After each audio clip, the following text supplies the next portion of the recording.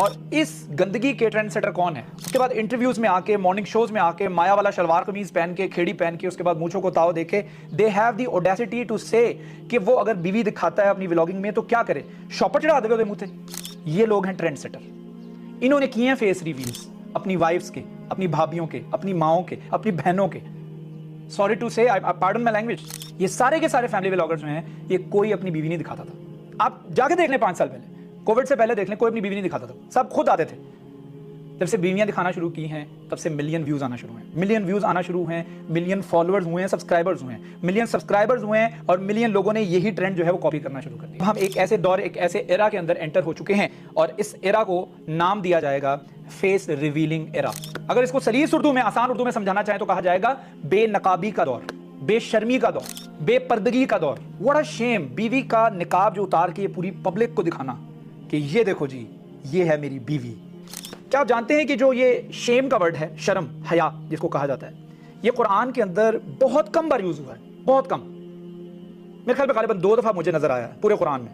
ایک دفعہ تو سورۃ بقرہ کے اندر ہے، ان اللہ لا یستحیی ان یضرب مثلا ما بعودۃ فما فوقها۔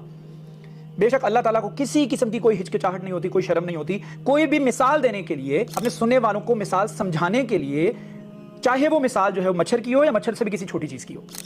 اور دوسری بار جو ہے حضرت موسیٰ علیہ السلام کی سٹوری کے اندر استعمال ہوا ہے، جہاں پر وہ لڑکی جو ہے وہ شرماتی ہوئی حضرت موسیٰ علیہ السلام کے پاس آئی، اور اس نے کیا کہا، فَجَاءَتْهُ إِحْدَاهُمَا تَمْشِي عَلَى اسْتِحْيَاءٍ، یعنی وہ شرماتی ہوئی جو ہے حضرت موسیٰ علیہ السلام کے پاس آئی اور آ کے بولی میرے ابا کو بلا رہے ہیں۔ یہ 2 دفعہ شرم کا ورڈ یوز ہوا ہے، حیا کا ورڈ یوز ہوا ہے قرآن کے اندر۔ اس کے علاوہ بہت ریئر کہیں پہ مجھے نظر نہیں آیا، واللہ تعالی عالم، مجھے نظر نہیں آیا۔ اس کی وجہ جانتے ہیں کیا ہے؟ اس کی وجہ یہ ہے کہ شرم، حیا اور شیم جو ہے that is a natural thing in a human being, that is a natural thing, that is always there. یہ انسٹال کرنے کی ضرورت نہیں ہے، یا یہ بعد میں نہیں آتی ہے، اٹس آلویز دیئر۔